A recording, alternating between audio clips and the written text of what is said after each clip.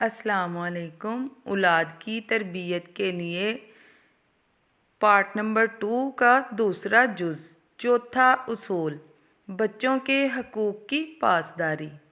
بچوں کے حقوق ادا کرنا اور ان کی جائز بات کو پورا کرنا ایسی چیز ہے جو ان کے دل و دماغ میں مثبت فکر کو پیدا کرتی ہے اور وہ اس سے سمجھتے ہیں کہ زندگی لین دین کا نام ہے۔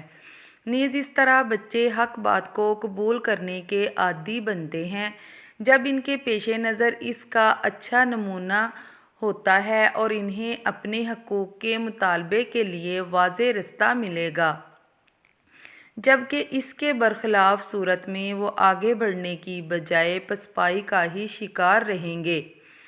صحیح بخاری اور مسلم میں سہل بن سعد سے مروی ہے کہ رسول اللہ صلی اللہ علیہ وآلہ وسلم کی خدمت میں پینے کی چیز پیش کی گئی تو آپ صلی اللہ علیہ وآلہ وسلم نے اس میں سے کچھ نوش فرمایا، اور اس وقت آپ کی دائیں جانب ایک لڑکا بیٹھا تھا اور بائیں جانب دوسرے بزرگ حضرات بیٹھے تھے۔ آپ صلی اللہ علیہ وآلہ وسلم نے اس لڑکے سے فرمایا کہ کیا تم مجھے اجازت دیتے ہو کہ میں ان بزرگوں کو پہلے دے دوں؟ اس لڑکے نے کہا کہ نہیں رسول اللہ، میں آپ صلی اللہ علیہ وآلہ وسلم سے بچے ہوئے اپنے حصے پر کسی کو ترجیح نہیں دوں گا۔ یہ سن کر رسول اللہ نے پانی کا برتن اس کے ہاتھ میں تھما دیا۔ ایک مرتبہ ایک لڑکا اپنی حق تلفی کا خیال لیے ہوئے معرکہ احد سے قبل حضور صلی اللہ علیہ وآلہ وسلم کی بارگاہ میں حاضر ہوا اور اپنے حبیب مصطفیٰ صلی اللہ علیہ وآلہ وسلم سے کہنے لگا کہ یا رسول اللہ، آپ نے میرے چچا زاد بھائی کو معرکہ میں جانے کے لیے قبول فرمایا ہے، حالانکہ میرا اس سے مقابلہ یعنی کشتی ہو تو میں اسے پچھاڑ لوں گا۔ یہ سن کر رسول اللہ نے ان دونوں کو اپنے سامنے باہم کشتی کرنے کا حکم دیا تو وہ اپنے چچا زاد بھائی پر غالب آ گیا اور اس نے اس کو پچھاڑ دیا، تو رسول اللہ صلی اللہ علیہ وآلہ وسلم نے اسے اجازت فرما دی کہ وہ مشرکین کے ساتھ لڑنے میں ایک مسلمان سپاہی کے طور پر میدان جہاد میں نکلے۔ کیا دنیا میں کوئی شخص ایسا ہے جو مقام اور منزلت اور جاہ و مرتبت اور جنود اور لشکر کی کثرت کے اعتبار سے رسول اللہ سے افضل ہو؟ ہرگز نہیں۔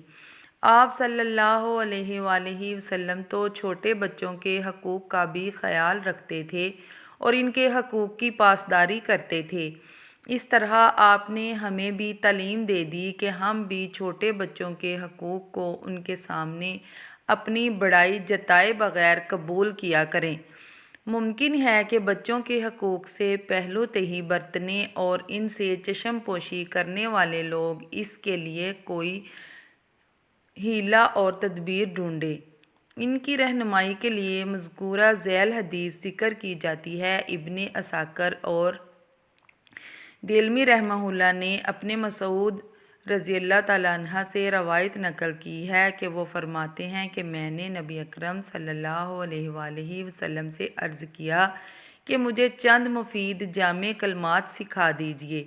اس پر آپ صلی اللہ علیہ وآلہ وسلم نے فرمایا کہ اللہ کی عبادت کرو اور اس کے ساتھ کسی چیز کو شریک نہ ٹھہراؤ، اور قرآن کے احکام پر عمل کرتے رہو، اور جو حق بات پیش کرے اسے قبول کرو، خواہ وہ بڑا ہو یا چھوٹا، اور غلط بات پیش کرنے والے کو رد کرو، چاہے وہ بڑا ہو یا چھوٹا، بلکہ اگرچہ وہ دوست اور قریبی ہی کیوں نہ ہو۔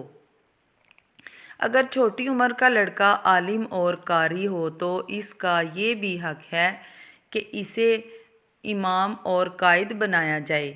چنانچہ مصنف عبدالرزاق مہاجرین حبیب الزبیدی نقل کرتے ہیں کہ انہوں نے فرمایا کہ ایک مرتبہ ابو سلمہ بن عبد الرحمن رضی اللہ تعالیٰ عنہ اور سعید بن جبیر رضی اللہ تعالیٰ عنہ اکٹھے بیٹھے تھے کہ سعید بن جبیر نے ابو سلمہ رضی اللہ تعالیٰ عنہ سے کہا کہ حدیث بیان کرو، ہم تمہاری تابعداری کریں گے۔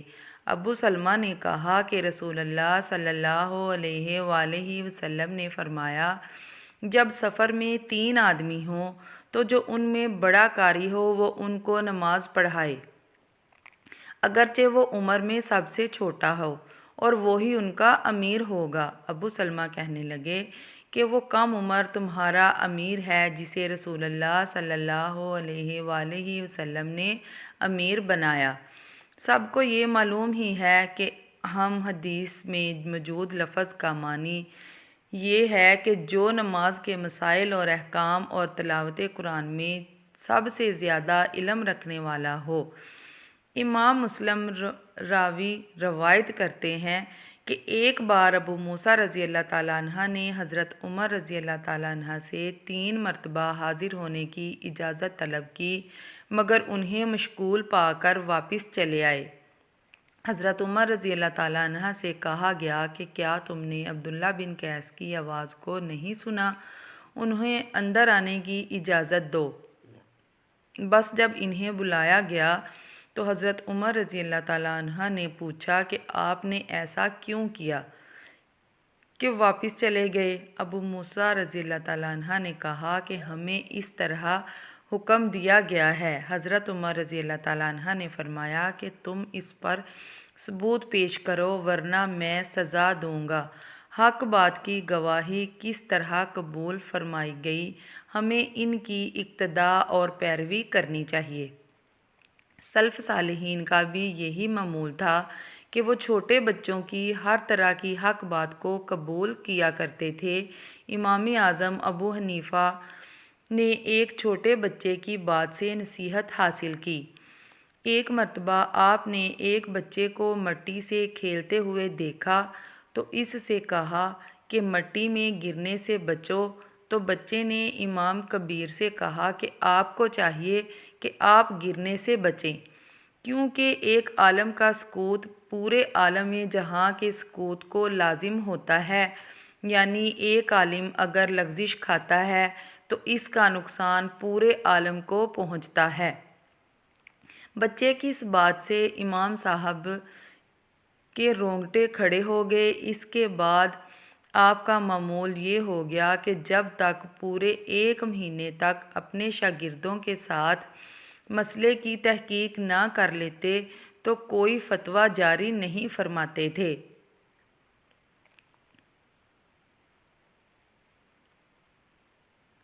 اللہ تعالیٰ ہم سب کو ان کے نقش قدم پر چلائے اور حق بات کو چھوٹے بڑے ہر ایک سے قبول کرنے کی توفیق عطا فرمائے۔ ان اصولوں کو اپنا کر بچوں کی تربیت کو بہتر بنائیں۔ انشاءاللہ اگلی ویڈیو میں ملاقات ہوگی۔ اللہ حافظ۔